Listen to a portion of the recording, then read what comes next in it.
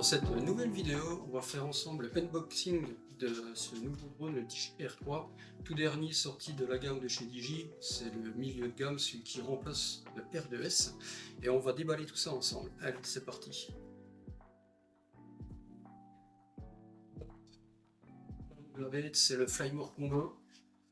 Donc, quand on ouvre tout de suite, comme d'habitude, le package au complet de chez Digi, on retrouve la housse avec à l'intérieur le drone. Donc Digi a changé en fait la housse. L'ancienne housse c'était un peu plus PVC, là le dessus c'est du tissu. Donc on verra ce que ça donnera un petit peu à l'usage au niveau de la pluie, au niveau de la partie imperméabilité.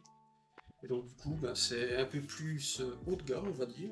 C'est pas mal. Moi j'aime assez bien le style, c'est assez contemporain.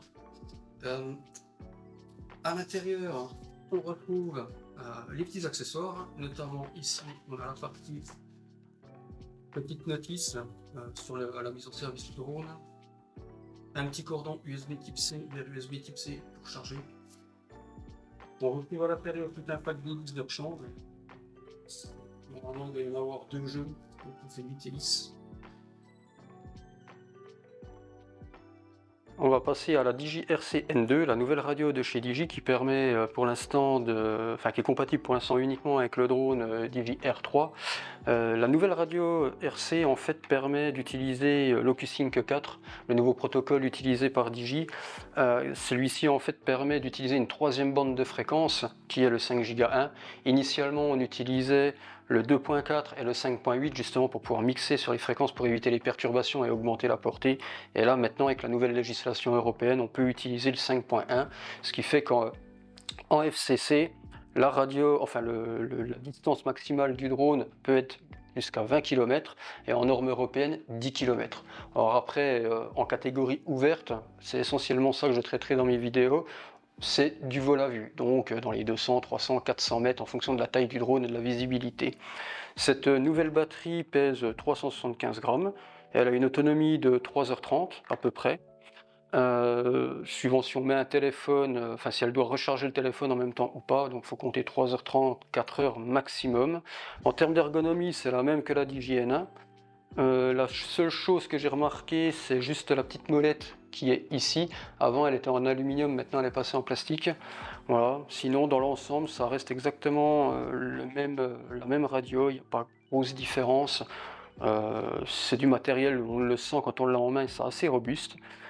Petit détail par rapport aussi à l'OcuSync 4, je reviens dessus.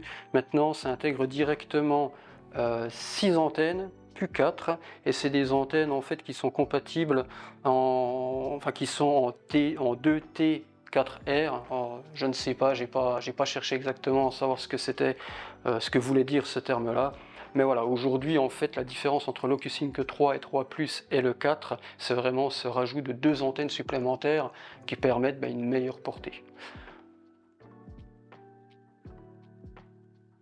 Donc on va passer maintenant sur la partie drone. Hop, on va déballer ça. Voilà. Le drone, donc ça c'est le nouveau Digi R3. Magnifique, rien à dire. Franchement au niveau de la qualité, on voit que c'est du DJI du moins. On a quelques informations intéressantes directement sur la partie du drone, notamment ici. Donc le drone, on voit qu'il est catégorisé C1, donc pour la nouvelle législation européenne qui est devenue obligatoire, et on voit que le drone ne dépasse pas 81 dB à l'utilisation. Donc voilà à quoi ressemble le successeur du R2S. Déjà de base, il est un peu plus mastoc, on va dire, que le R2S.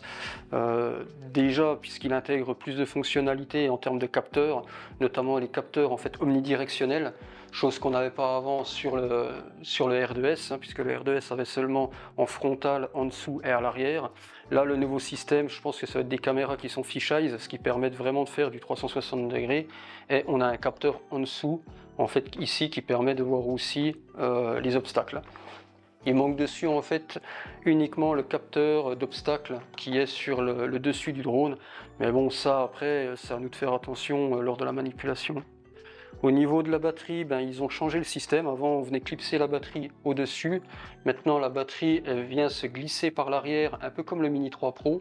ce que je trouve plutôt bien en fait, puisque ça permet de mieux maintenir la batterie. On a les voyants qui sont à l'arrière ici, batterie est déchargée. On a toujours dessus les deux capteurs pareils qui permettent de visualiser la détection, enfin c'est la détection en fait d'obstacles. Une petite LED pour pouvoir voler de nuit, même s'il faut certaines autorisations et être professionnel pour le faire.